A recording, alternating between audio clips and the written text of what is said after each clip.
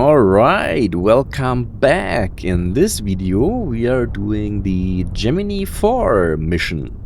We are going to do an EVA with 2 Kerbals. So, there have been some interruptions. There were some really big sub-gifts and that kind of drew my attention away. And we unfortunately crashed, but it's a game. We could quick load and we finally managed to do everything. Let's check it out. Well, yeah, so this is the mission plan. It is the first EVA titled mission, and basically we need to get to a low Earth orbit. We need to grab some EVA science report and we need to bring it back to the surface of Earth safely, and then that is mission success. On-stream Gottchen will now take you through the process of building this actual Gemini IV rocket, and yeah, that's about 4 minutes of explanation. If you're not interested in that, just skip that chapter and go directly to the launch sequence. And now we hand it over to On-stream Gottchen. Let's go over the rocket first. Of course, we start with a nice Gemini replica. Isn't that beautiful? So, top to bottom, we start with the aerodynamic nose cover. It is... I still can't get over calling it aerodynamic, because look at that. How is this aerodynamic? It's just a flat circle. I don't know. Anyway, below that we have the nose fairing, which includes, where is it? Here, the drogue parachute. And it also includes the main parachute. No, that's the main parachute here. We see inside the fairing the landing parachute system. Good, let's put this back together. It fits perfectly, right? That's super nice. Then we have the Reentry control system with some RCS.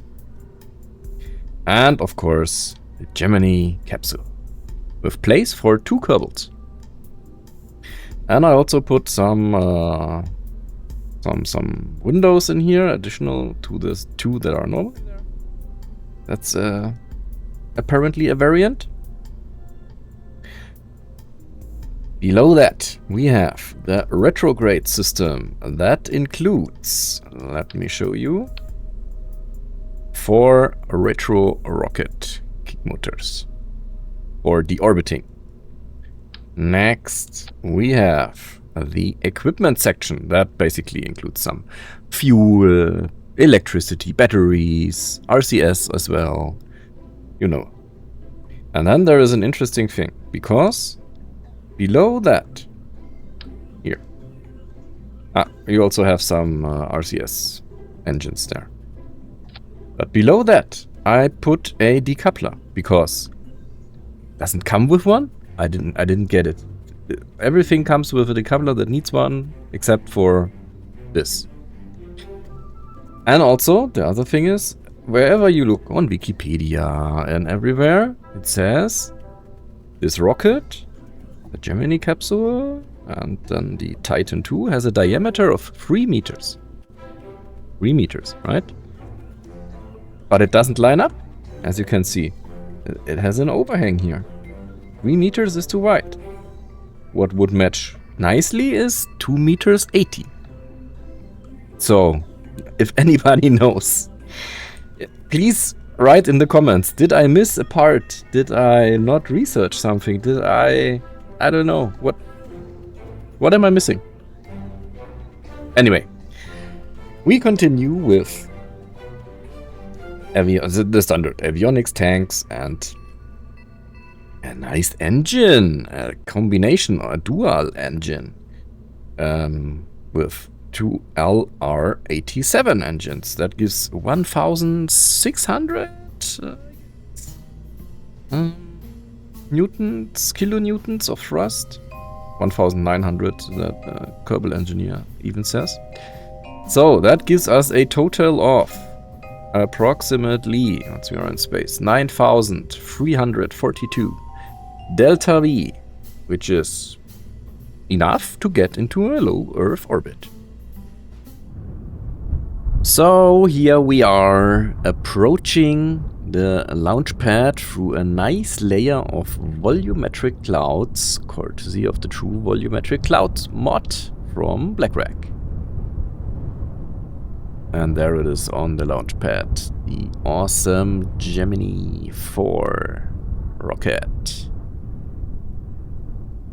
Let's have a launch countdown. We launch in 3, 2, 1, ignition!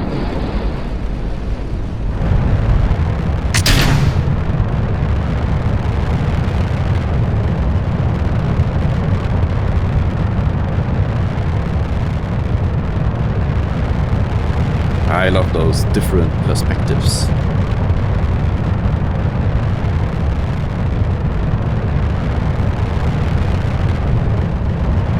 And there we are on our way, piercing through the clouds. Again, the awesome true volumetric clouds.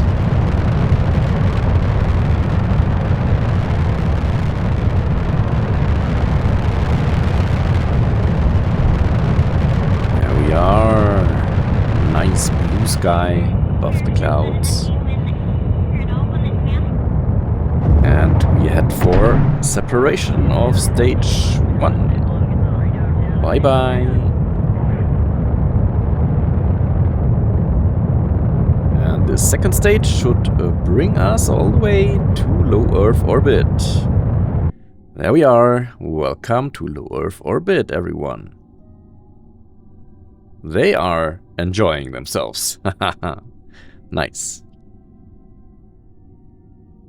So here we are. We don't need the stage anymore. It's empty anyway. Let's decouple and do the rest of the mission with just the capsule and the service module. And the retro motor module, of course, right?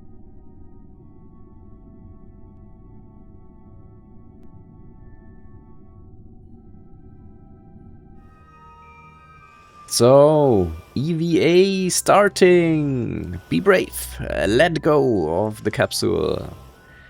Oh yeah, without a jetpack you would now be totally helpless, with no means of any controls, but we have a jetpack, of course. There we are. Look at her, how happy she is. I mean, it's blinding a bit, so let's lower the visor. Ah, that's better. And now she's properly happy being on EVA, in space, jetpack ready. Awesome. There is still the second stage behind us.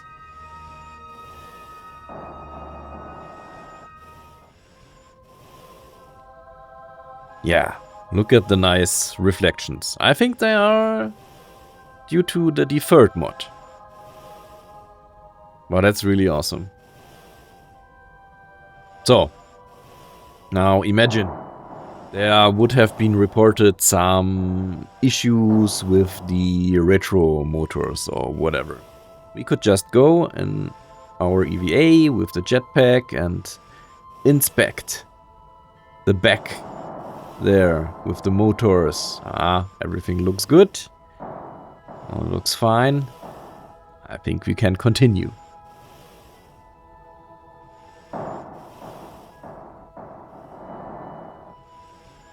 So, let's get her back inside and get... What was his name again? Ah, we will see soon. I forgot his name. Let's get him outside. He also wants to do an EVA, of course.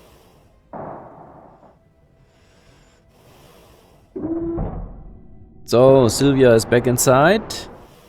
Let's get... What's his name again? Outside. Come on, you have to be very brave now and let go. Yes, you did it. Awesome. So, he doesn't really look so confident because the jetpack is not on. Let's change that.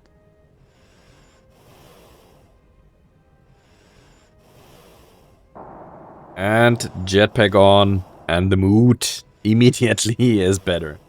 Yeah, with control and not floating helplessly in space, that's obviously much, much nicer. And his name is Gerd. Totally forgot his name. Gerd. Silvia and Gerd. So, that looks really awesome. We are floating here to a nice sunset. That's gonna look awesome. Also, again, the reflections. Ah, beautiful.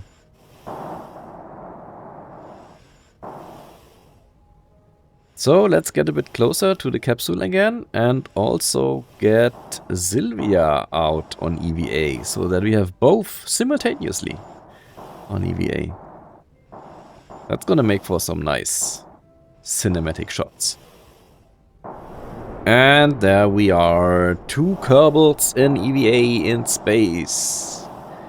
Let's find a nice position for some nice camera shots.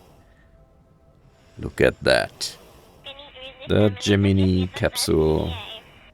Both Kerbonauts on EVA. Looking into the sunset.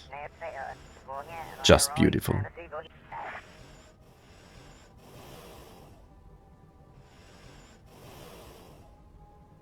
Just remember that we're going at almost 8,000 meters a second right now. Isn't that crazy? Alright.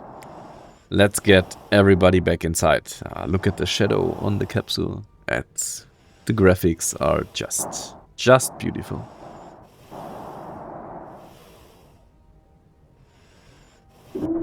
Alright. One is inside. The second one is coming back as well.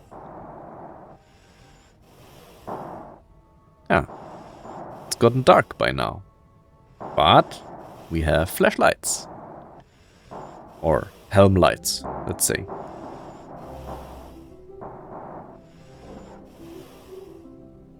And there we go. Everybody's safe back inside the capsule. So let's now do a bit of time warp to get back to the daylight side of the planet and basically find a nice spot to land.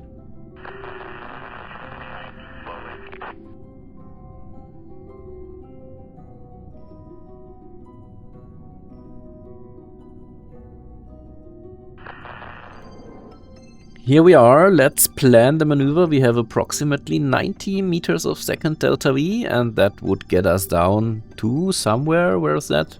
China? Yes, China. Let's go and land in China.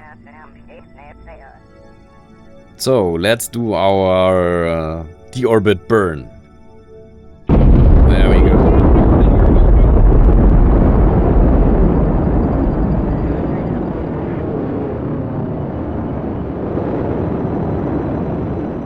Oh my god, what's going on? That should not happen. we lost one of the retro rockets. But it should be fine, I guess. Nothing else exploded. So, here we are. On our way down. Of course, we need to still get rid of this retro rocket section. And it's also the aerodynamic nose cover, right? But mainly this retro rocket section. We will be entering the atmosphere soon, which will create a lot of friction heat, which, foreshadowing, yes, oh my god.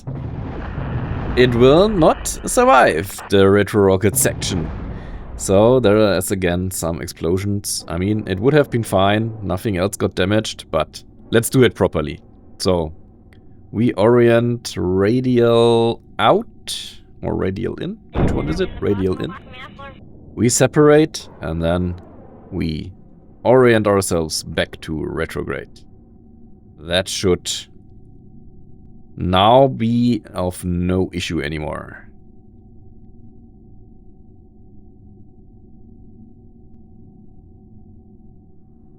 And now we want, of course, some nice IVA views. So let's rotate the capsule a bit so that we have a nice horizon there for the best cinematic IVA views of Reentry. We are at 80 kilometers right now, and we should exactly start seeing some plasma soon. There we are. So this again, courtesy of the awesome Firefly mod. Absolutely mandatory for beautiful re-entry heating effects. And here we can see it in IVA view, slowly building up. Looking at the other side, yeah, we see some more effects already, but it is building up and building up. Gonna be awesome. Look at that.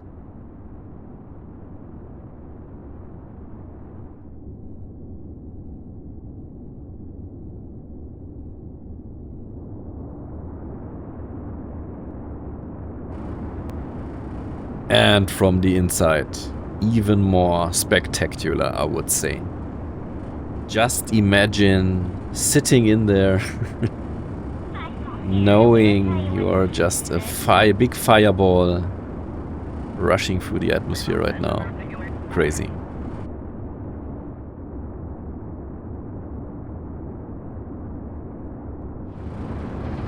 And also these sound effects. And the G-forces also right now are amazing. Now we should be through the worst soon. And the plasma should get less and less. There we go, there we go. We made it. Everyone's still safe. We are on our way down. And let's open the drogue chute. There we go. That should slow us down even further. And that was also when Space Junkie, that crazy guy, gifted 50 subs during the stream. I was so happy and so amazed. I couldn't just believe it. I'm still out of words. And yeah, I was so not focused anymore that I forgot to open the real chute, and I opened it too late, and we finally crashed into the surface. I'm so sorry, but gladly, it's a video game, we could quick load. So, let's do it properly this time. Also, it makes for some nice IVA views.